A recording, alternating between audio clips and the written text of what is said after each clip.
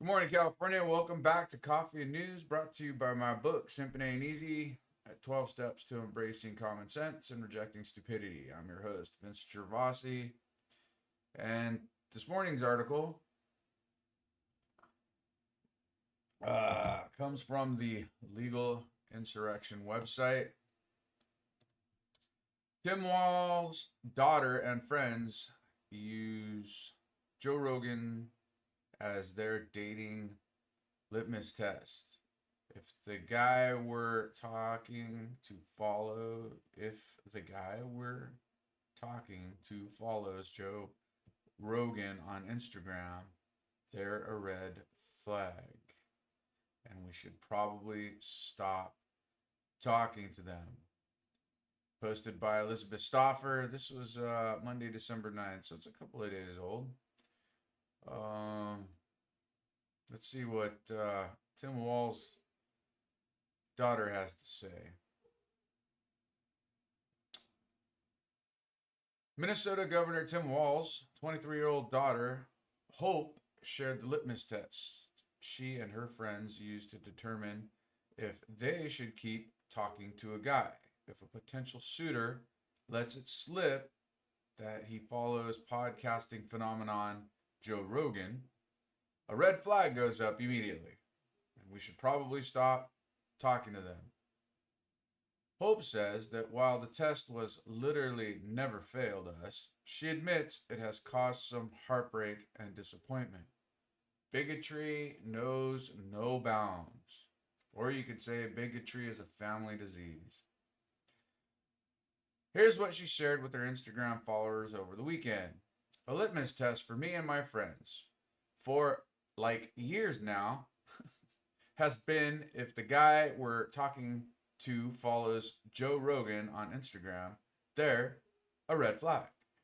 And we should probably stop talking to them. And the times when they do follow him on Instagram and we haven't stopped talking to them, which is in the past, obviously it's never ended well. So yeah, I just want to say that I stand by that.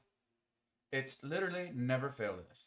At this point, it's like the first thing we do when someone starts talking to a new person. If they follow him, we're like, yeah, this person probably isn't a great person and probably our values don't align. So we're going to move on from that. And honestly, it worked out well for us. Like, obviously, there's been some heartbreak in there because of it, or at least some disappointment. But it truly is a litmus test. And I got you, ladies. I got you, ladies. And you should start doing it. But yeah, I very much stand by that. He's questionable and unprofessional, in my opinion. Oops, I don't know how you have the largest podcast in the world and are able to just lie and put out misinformation and straight up lies on your platform.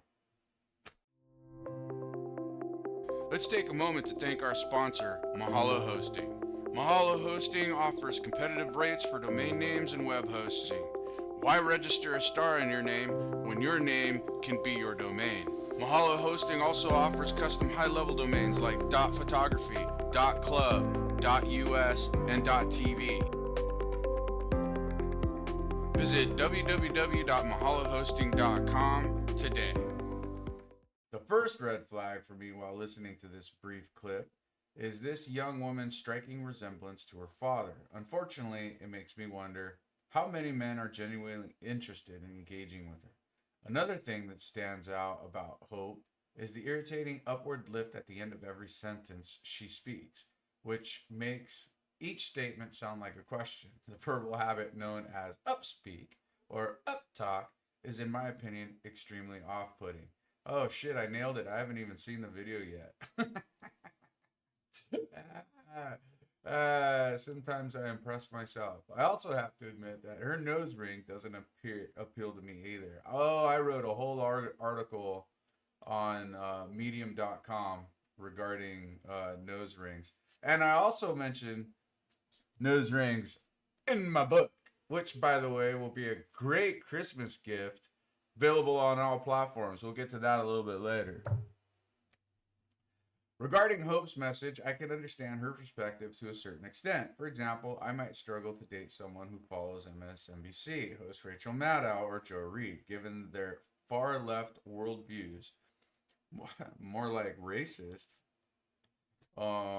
given far left world views that often verge on the absurd. But Joe Rogan, he's widely considered a centrist. Rather than championing radical positions, Rogan is often described as an everyman.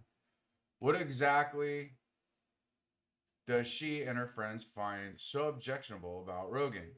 Outside of this last minute endorsement of Donald Trump, Rogan's stance are anything but extremist. He has supported same sex marriage, recreational drug legalization, universal health care, universal basic income, gun rights, and free speech while opposing cancel culture and military overreach. In 2020, he even endorsed progressive Senator Bernie Sanders. While Rogan frequently discusses politics with his guests, his podcasts cover a wide range of topics from aliens to martial arts.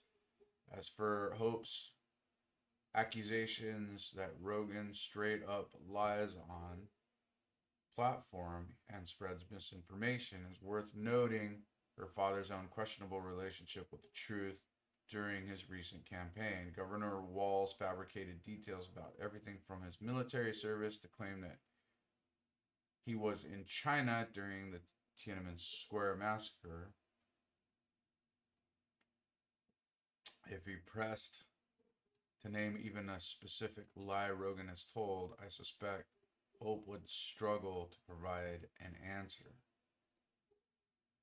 In the end, Hope's criticism of Joe Rogan are more like a repetition of Democratic Party talking points than a thoughtful critique of Joe Rogan. Very shallow. Very, very shallow. Her contempt for Joe Rogan seems rooted in partisan bias rather than genuine understanding of his views or content. She probably never listened to his content. While everyone is entitled to their opinions, of course, but you know what they say about opinions? They're like assholes. Everybody's got one and they all stink. Dismissing someone with such broad strokes, especially when their perspective are as diverse as Rogan's, does little to advance meaningful dialogue. Instead, he highlights the left's tendency to judge others based on surface level assumptions rather than engaging with their ideas. The true definition of bigotry. If Hope wants to foster constructive conversations, she might start by examining her own arguments and her father's track record with the same scrutiny she applies to Rogan. So let's see. Let's take a real brief minute, see what the comment. Joe Rogan listeners applaud her self-isolation, the best age. Yeah. So let's look up the definition of bigotry to make sure. Here it is. Can we see it? Oh, maybe not. Let's see if I can move this over a little bit. No, this ain't happening. Here's where it is. I want to see if I can move this into screen.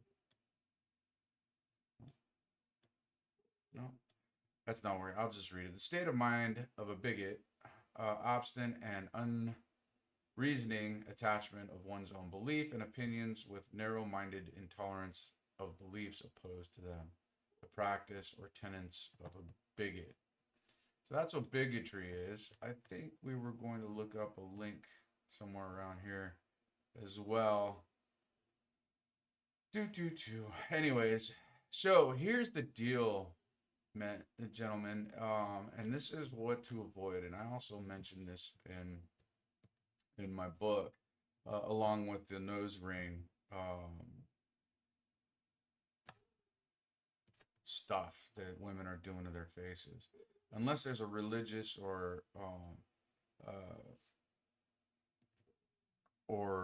religious, what am I looking for here? A religious or cultural. Most of these white women are doing this because somebody else did it. And they think it's trendy.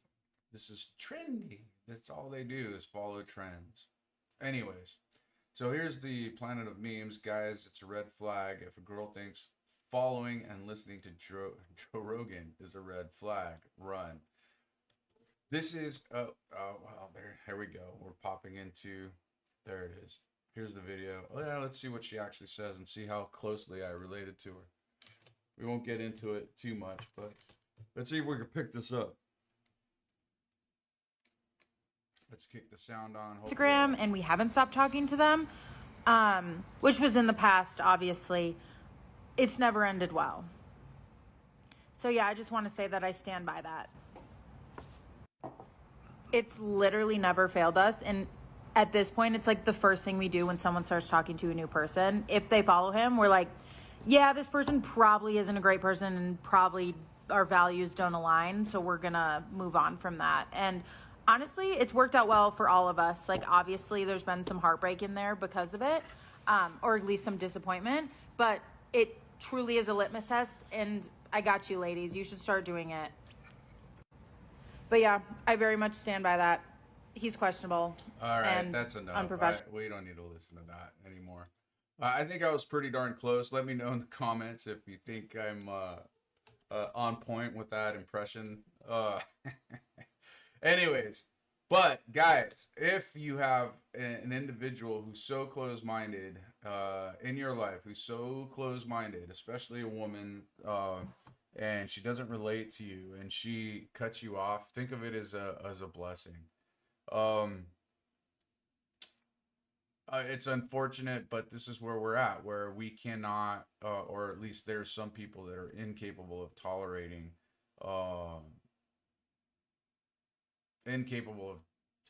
different views. I mean, back in the day, if you were Republican and Democrat, we have a bi-party system. It's like if you were a Republican and you met, and it's like it didn't matter. Usually, what came first was the family. Now today, it almost seems as that these leftist women, the fourth wave of feminism, has basically taught the younger generation that men are bad, men are scum, men are garbage. However, here's how you combat that mentality. Number one, you focus on making money and getting your life situated. Don't worry about getting laid. There's plenty of time for that. And most of these lefty women's will give it out for free anyway. So that's one opinion. The second thing is get your life in order from an emotional and psychological. Now, there's a lot of things that have been going on over the last 10 years. There's a lot of garbage and propaganda saying that men are shit. Get your life together. Ignore that propaganda. Follow some good human beings. Find yourself positive role models. And that includes even joining the military. Making sure that your financial house is in order, that your mental well-being is in order, your emotional health is in order. And then finally, where all of this comes together is that your spiritual health. This is probably the most important part. We don't talk about spiritualism. We don't talk about God. We don't talk about the teachings of Jesus Christ anymore. I'm not a Bible thumper in any way, shape, or form. However, it's been in my 30 years of life, it's been my experience that number one, you have to be physically healthy. So that means eat well, don't eat garbage, exercise, have to be mentally healthy, right? Making sure that you have a good foundation, good people to hang out with, men or women who can provide you input regarding the issues that we have in life, right? And then finally, and it's not the least, it's probably the most important, is develop your relationship with God and develop your relationship with Jesus Christ, because of the fact that this is going to carry you through all of the hard times. Extremely important. So, as far as I'm concerned, little shameless plug right here. Again, simping ain't easy. 12 steps to embracing common sense and rejecting stupidity. I touch on all of this stuff in my book. There's no need to simp for women, because today most women that are coming out, most, not all, said most, that are coming out, especially being produced by the colleges, are lefty wackos and do not hold any accountability for themselves. Although they're going to be the first one to try to hold accountability to you. I know I'm kind of going all over the place, but that's the whole point of this video, is to have a discussion and kind of go all over the place and just open up different points of conversation. Again, like, share, and subscribe. Like, share, and follow. I'm Vince. Have yourself a great day, and I'll talk to you soon.